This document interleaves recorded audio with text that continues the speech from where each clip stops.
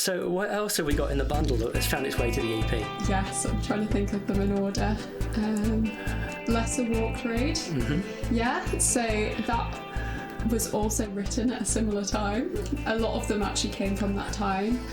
And I think that was more of a general kind of depiction of the Christian life, that you're going on the narrow path, you're going on the lesser walked road. And that there's all this distraction in society and loads of things that are trying to pull you off that path, because wide is the path to destruction, as the Bible says. So that was kind of the sort of basis for that song. Yeah, no, I love listening to the lyrics of what's come out, and again that one. It's not just the lyrics, just the way you do the bits in between. To me, it just adds something to the simplicity of the narrative of the song. Yes, adds another layer.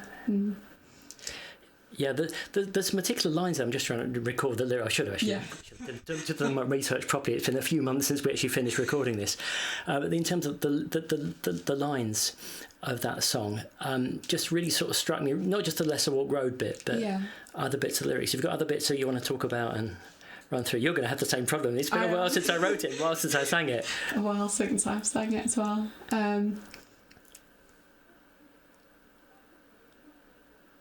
The crowd are telling me that I'm done living what I believe. Oh yeah, which I think is such a common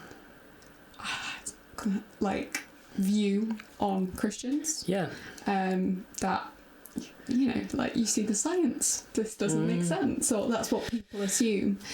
And I guess it is that pressure, isn't it? Because we so often go with the crowd. So we do, and in the era we're in, just social media's all over the place. Opinions are there, Instagram.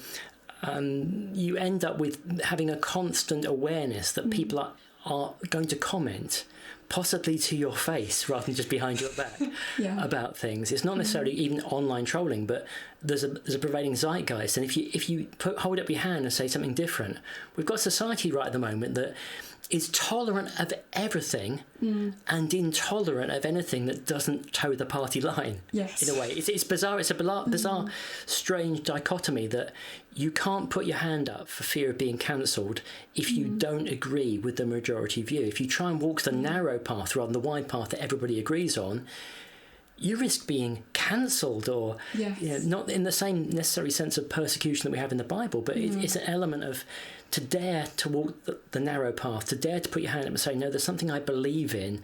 You're going to say it's dumb, but no, I believe in it because I've got evidence in my life and I've got evidence from those I've seen who've also believed that it's not dumb, but people will categorise it as marginal and therefore not valid, and it takes some courage to actually say that. So to put it in a song, well done you, good stuff. Yeah, for sure. And I think it's also capturing what they call the fear of man and the fear of God. Yeah. And that if you're going through this narrow path as opposed to the wide one, you're kind of letting what is important to you is what's important to God and not what other people think's important. Does that make sense? Yeah, it is.